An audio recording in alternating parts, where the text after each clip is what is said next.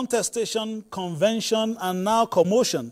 The PDP serves the latest installment in its tussle for the soul of the party. Defections in different political parties, erring members face sanctions from aggrieved parties. We don't care. Defectors fire back. We have these and more on our lineup on Political Update. I'm Fisayo Gunfui. Welcome.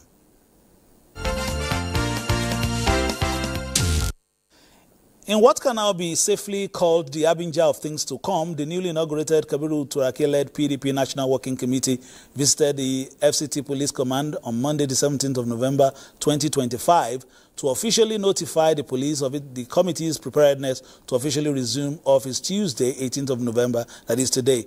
And after that meeting, the Turaki-led NWC warned the rival faction to stay away from the secretariat. It reiterated that the expulsion of some key leaders in the party, including FCT Minister Nyesom Wike and former Governor of Ekiti State, Ayodele Fayoshi, remained expelled. The police that we are having our meeting tomorrow. This will be the inaugural meeting since we left Ibadan after our election and our national elective convention. Now, we have seen flying in the social media a purported notice of BOT and NEC meeting given by people who, for all intents and purposes, are no longer members of this party as I'm talking to you today. Next to God, in management of political party is the National Convention. The decision taken in a national convention overrides every other decision that has been taken by any organ of a party.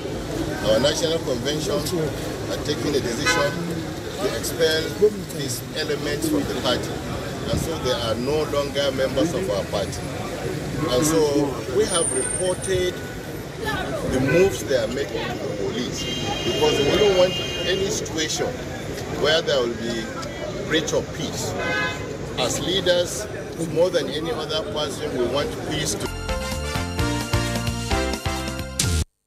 That was then, this is now. This morning, commotion erupted as Governor Seyi Makinde of Oyo State, Governor Bala Mohammed of Bauchi State, Kabiru Turaki, who you saw there, were part of a crowd tear gas by police operatives in an effort to disperse the crowd of supporters at the Wadata House. The governors were denied access initially to Wadata House by the Senator Anyanwu-led faction, which reportedly manned the gates, but later they gained access. But for more information, let's join our correspondent on the scene, Timothy Yusuf, who has been at the Wadata House, also covering his nose at times, but this time I think the thing is better there, looking at your backdrop. Timothy, what has been happening? Bring us up to speed, what has been happening at the PDP national headquarters there, as the National Secretariat in Wadata House in Abuja. Tell us what is happening as we speak. Okay, well, we've been here since 10 o'clock in the morning. And what exactly is playing out here? There are two factions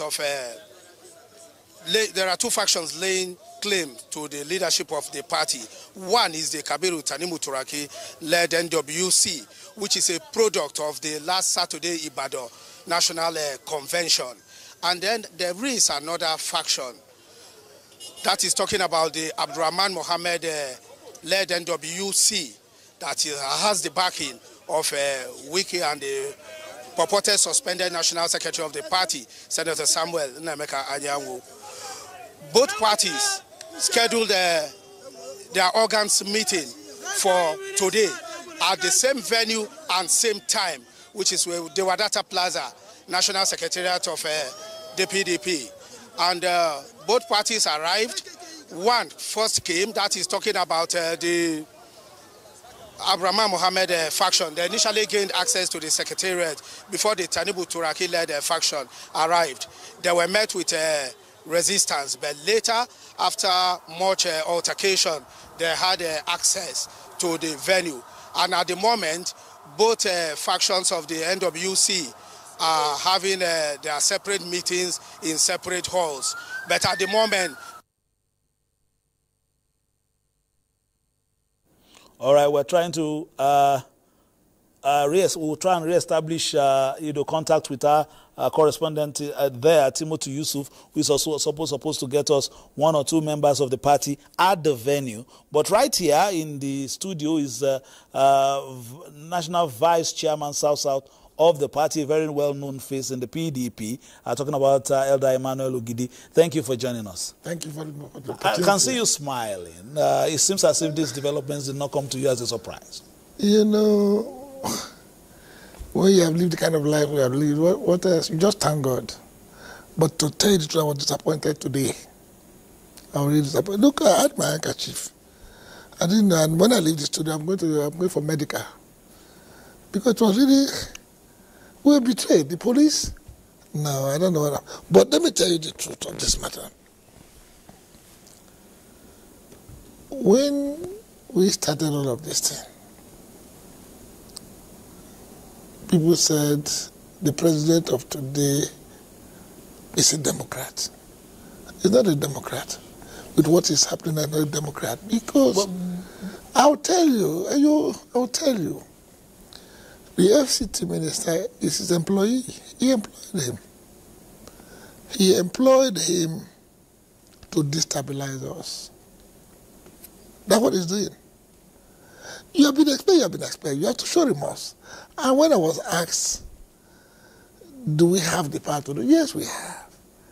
Because we have warned them severally. See, if you're a party man... Why would you just label one? Because you have a national secretary of the party who is equally saying, you know, as it is, no locus for the meeting. Apart from, you know, one person... We had suspended him as NWC on the 3rd of November. We suspended him after our NWC meeting. The convention now on the 15th expelled him. Procedure. You know, people say, let me explain the procedure about PDP. We had followed our guidelines. World Congress, SGA Congress, 3-man ad hoc committee was held. The state congress for most of the states. Not all the states. I said for most of the states. Those states that had issues only had issues on some part of it, not the whole state. One would say, why go ahead until all those ones are resolved? Why go ahead? Once you have 2/3, you can go with the convention. Okay, go ahead before Look, it's a set program. And we had earlier communicated with INEC. So it's a set program. If it had been less than 2/3, then we would not have held the convention. But that's our guideline. Before all of this time, we didn't know that we had some snakes in the house. Carrying our matters, Baturi, Ajibade. So sad. These are our members with us. We have been having meetings. We didn't know that they had their own agenda. Let me see if we can get... Is Timothy back online? If Timothy is back, can you complete your process? I understand you have someone there also to tell us the state of play as it is. Tell us what is that you were just going through before we lost contact with you. I have Emmanuel Ogidi in the house. You were supposed to give us, members of the other faction also there, meeting there. What exactly is the state of play as we speak? So that perhaps we could get some kind of resolution, if not at least some way forward at the end of the day. Two parties in different, two factions in different halls, the same building, Timothy. Yeah, just as I told you earlier on, we have 2 factions laying claim to the leadership of the party. That's the Kabiru Tanimu Turaki-led faction and that of the Abraham Mohammed. At the moment, both of them are meeting in separate halls. Later on, a while ago, or some few hours ago, we also had the presence of the Minister of the FCT, Nyesom Wike, within the premises. But all through the number of hours he remained in his car. But he just left a while ago, that's a few minutes ago. But then the meeting is still on. The 2 factions are locked in separate rooms as we talk, meeting. the security have taken control of the gate and the premises. As I speak to you, I'm speaking with you from outside the premises of the Wadata Plaza, national headquarters of the PDP, but right in front of the gate. So we are waiting possible outcomes of their meetings, if at all they will oblige us their comments. We also tried a while ago to get an official loyal to the other faction, who is the former Deputy National Youth Leader of the party. He promised coming to speak with us, but at the moment, the situation is tense for him to come out at the moment. But while we expect him, I will keep you posted as soon as we are able to establish a link with him. All right, Timothy, can you tell us, I'm seeing a lot of policemen at the back there. Why are we still seeing something like almost close to a breakdown of law and order? The last time we tried to link up with you, you told me you have been tear gassed and running to another direction. We're seeing a lot of the presence of a lot of policemen around you, uniformed policemen there. Even there's a van behind you there. Why is that so? Well, situations like this, each time you have things like this happening, definitely you must have irate youths who are coming to take advantage of situations like this. And any moment you see the youth coming closer to the gate, they have no option than to tear gas as a way of dispersing them, just to prevent a breakdown of law and order. Okay, Timothy, we'll come back to you. Hopefully you get the member of the other faction we're talking about, and perhaps to balance what we have here. He spoke to us on Friday and was saying that, you know, your convention was a party, a Christmas party, but whatever. We will continue to, you know, get the two sides. For your party, you being a stakeholder. It's not a faction. They've been expelled. We have one PDP. We need to clear this issue. You see, if you ask your Timothy, if you go to the secretary, you see the big poster there about the convention. Now you are there. The convention, you say you are discredited. You are still in the office there. Does it make sense? You know, they knew we were going to come. They started all of this thing. You see, have there been some internal mechanism while you saw these issues brewing to bring the party together, you know, to forge a common front? I'm looking at so many members there who, if we dig into the archives, we see all of you chit-chatting and having a good time in the past election cycles. All of a sudden... I'm happy to use the word past election cycles. Now, what is happening now is that there's interference of the APC in our party. Because the APC is bent on having but we understand these claims. But it's is it claim. that, what I'm saying is that, is there no, for instance, is there no way that mature politicians could not on their own be able to solve some of these problems? So I think we saw about how many governors at the beginning of this round of elections, and then even as we speak, some of them are still likely to move from one party to the other. Because you know what is happening. You know what's happening. They've been tried, they've been coerced, there have been all kinds of things. Some of us, you know, as you grow old, you have a big farm. You have to reduce your farm to a garden. Or else, you go and steal. Some of us have been looking at this thing, looking at people, to see that a governor will want to leave. But the truth of the matter is that when whatever happens, they're still carrying our certificates, PDP. It's so sad. How can you tell your children tomorrow what you did? What made you the governor is the PDP certificate that you have. INEC issued you to umpire for PDP. So when you go to your child, you are carrying it's like you going to school. You are carrying your certificate, you say you went to another school. People ask you, what happened there? They have. Although my certificate still is from my own school, actually. That's why you stay from your school. But the certificate is from them. Is from PDP. When they went to APC, they didn't get my certificate. So, what are you doing to yourself? Where are you placing yourself in history? We must be very careful in life. How will history judge you tomorrow? You may think we're doing all kind of things. Yes. It's very unfortunate what I saw today. Like I told you, I will leave here because I'm not sure of my health now. I'll go to the hospital to check. Tear gas, we were inside the NEC hall. The governor was addressing the press. full gear police, they stopped and threw tear gas at us, fired inside the neck hall. And the police were there. Ah, shit. Okay.